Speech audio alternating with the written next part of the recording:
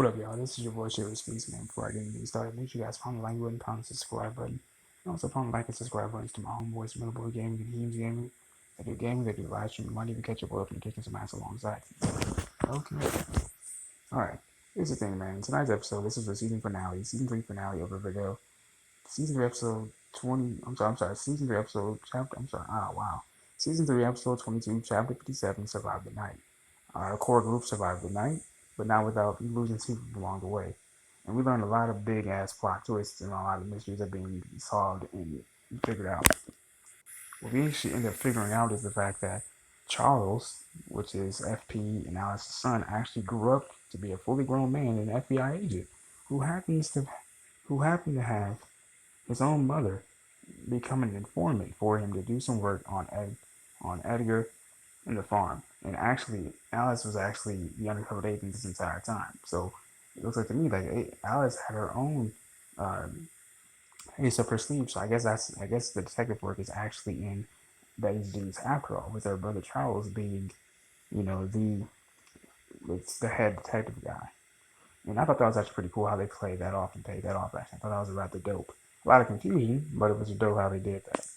And so a lot of other things happen too. Hal unfortunately ends up getting killed execution style by Penelope, while our core members are being forced to death pretty much.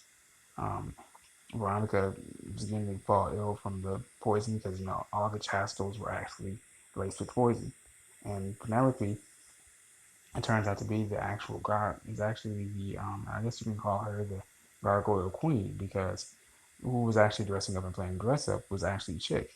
Hal spared his life after he realized how the kinship between the two of them, how loyal Chick would actually be. So the thing is, Hal made a deal with Chick. Hey, look, if you surrender to me, I'll take you under. Since I should say this, since Chick was actually begging for his life, Hal decided to bring a man under his wing, and there you have it. He's now the Gargoyle Queen King, or at least the mascot of it, the image of it, if you will. Another thing too, Allison was actually able to get Cheryl and the babies up out of there. I thought that was pretty dope. So that summoned Cheryl to actually summon the poisons and the serpents that take on the rest of Penelope's minions, who actually escaped the night. Actually, Riverdale's going back to Rome in that instance. Cheryl actually tried to break up Fang and Kevin. They didn't really want to listen. From the looks of it, Fang actually went along with Edgar and Allison on the run as well the other members that actually wanted to go, I guess. Because Kevin was left behind to tell them that, hey, that even though he was emotionally sad, they're all gone. And that's when the guy with the big bombshell that, oh shit, Charles is alive. And Alice was actually an informant for the FBI. That's why I shocked us all. I was pretty damn shocked. I was like, what the fuck, are you serious? So that means Jughead has a half brother named Charles, so is Betty. I was very, very strange at that. Archie wants to make the boxing gym into like this community center or a halfway house, and Mad Dog's gonna help him run it. So I thought that was pretty dope. Hermione goes down. Hiram turns out Hiram launch as always has a few aces in his hand always, because he is out. He's in the yard lifting weights and shit. One of the guards comes up and says, "Look, sir, Mr. Lodge, the circumstantial evidence has been planted, and Hermione is now in custody." Crap. Sorry about that. And I thought that was pretty damn dope and clever. And you hear Hiram say, "Oh, Veronica, you don't know, you don't know what's coming for you." And it makes me wonder, how long has Hiram been locked up? Because the boy is juice now. Dude's ripped now. Just gotta say that. Another thing I want to say too is how they. I wonder how are they gonna find Alice and Polly.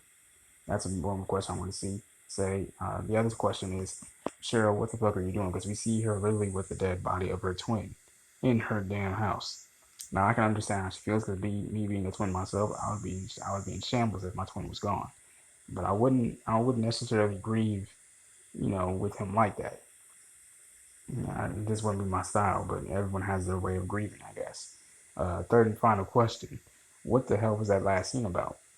I've never seen some shit like that since I saw the Pact, where, oh my goodness gracious, man, we see Veronica, we see Jughead. I'm sorry, we see Veronica, we see Archie, we see Betty standing over a fire and burning Jughead's clothes, his beanie. Most importantly, we see Archie with blood down his damn neck, around his neck, and a blood ring around his neck, and drips of blood down his damn chest. What the hell happened to Jughead?